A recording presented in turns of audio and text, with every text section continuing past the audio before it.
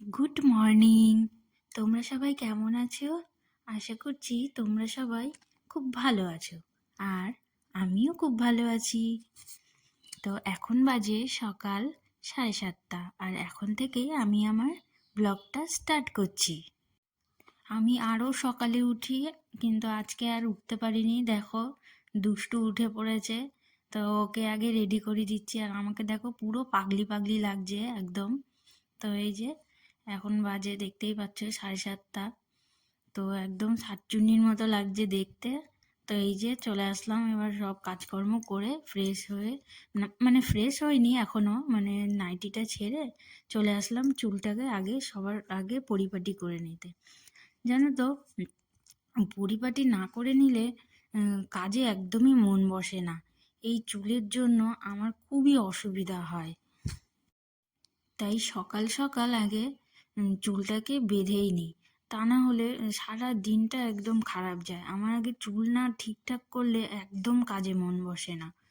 তো দেখতেই পাচ্ছ, এখন চুলটাকে আগে পুরো বেঁধে নেবো, একদম টাইট করে বেঁধে নেবো, যাতে সারা দিনটা আমার ভালোভাবে যায়।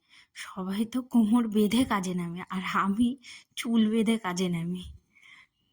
অবশ্য সবাই যেটা করে সেটা যে আমাকে করতে হবে তা তো নয়, তাই তো? তোমরা কি বলো?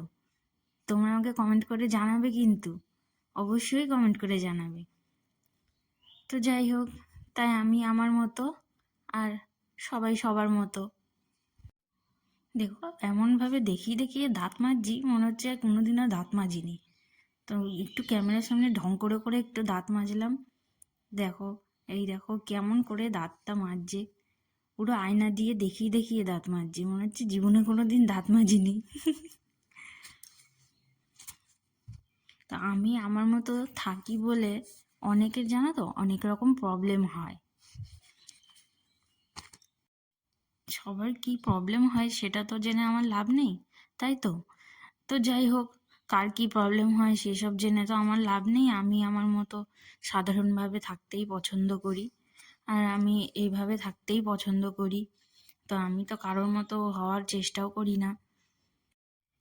কি জানো তো, তোমরা তোমরা জানো কিনা জানি না, কারোর জন্য নিজের লাইফ কখনো চেঞ্জ করা উচিত নয় কারোর কথা শুনে। তুমি যদি নিজের জন্য চেঞ্জ হও তাহলে ঠিক আছে, না হলে তুমি নিজেই পস্তাবে পরে।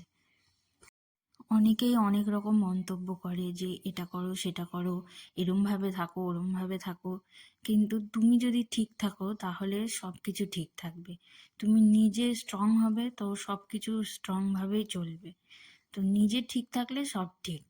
তো এই যে সকালে এখন ব্রেকফাস্ট করতে চলে আসলাম বানাতে। তো আজকে কুমড়ো আলুর তরকারি হবে, আর রুটি করব। এই কড়াইটা বসিয়ে দিয়েছি, তো এই যে 5 ফোড়ন ফোড়ন দিয়ে এখন আলুগুলো ফার্স্টে দিয়ে দিচ্ছি। আলুগুলো দিয়ে দিলাম, দিয়ে এখন এই সবটা আলু ঝুড়ি ধরে নামিয়ে দিয়ে দিলাম কড়াইতে। তো এখন একটু নেড়ে চেড়ে নেবো। পরে কুমড়োটা দেবো, জানো তো, নাহলে না কুমড়োগুলো একদম গলে যাবে আর একদম ভালো লাগবে না। আলুটা একটু ভাজা ভাজা হলে তারপর কুমড়োগুলো দেবো। কুমড়ো আলুর তরকারির মধ্যে যদি ছোলা দেওয়া যায় এতে আরও ভালো লাগে।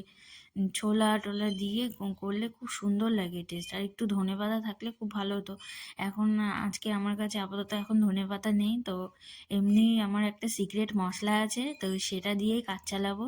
তো তোমরা যদি আমার সিক্রেট মশলাটা জানতে চাও তাহলে আমাকে কমেন্ট করে জানাবে। আমি অবশ্যই তোমাদেরকে আমার সিক্রেট মশলাটা বানানো শেখাবো। আর এই শীতের দিনে ওই সিক্রেট মশলাটা যদি সব তরকারিতে দাও একদম অসম লাগবে খেতে। তো কোনো মশলা ছাড়াই ওই তরকারিটা দারুণ স্বাদ লাগে। তো তোমরা যদি চাও তাহলে আমি ওই মশলাটা কি করে বানাই সেটা তোমাদেরকে দেখাতে পারি, তোমরা আমাকে কমেন্ট করে জানাবে, তবে আমি দেখাবো। এই শীতের দিনে না এখন মানে কোনো রকম তরকারিতে বেশি মশলা দিতেই হয় না, যদি ধনেপাতা থাকে তাহলে একদম পুরো তরকারিটার স্বাদটাই আলাদা রকম টেস্ট হয়। ধনেপাতা দিয়ে সব তরকারি করা যায়, জানো তো। সবার শেষে, তরকারি শেষে যদি একটু ধনেপাতা দেওয়া যায় খুব সুন্দর টেস্ট আসে। আর এই যে সকালের ব্রেকফাস্ট হয়ে গেছে, তারপরে দেখো আমার মতো গাধা কেউ আছে বলো তো? গ্যাস ট্যাস মুছে পরিষ্কার করে এখন এটা খেতে একদম ভুলে গেছি। তো এই যে ব্রেকফাস্ট করার পরে খাচ্ছি। তো আমি এটা খেতে থাকি, আর তোমরা আমার ভিডিওটাকে একটা লাইক করে দিও। টাটা।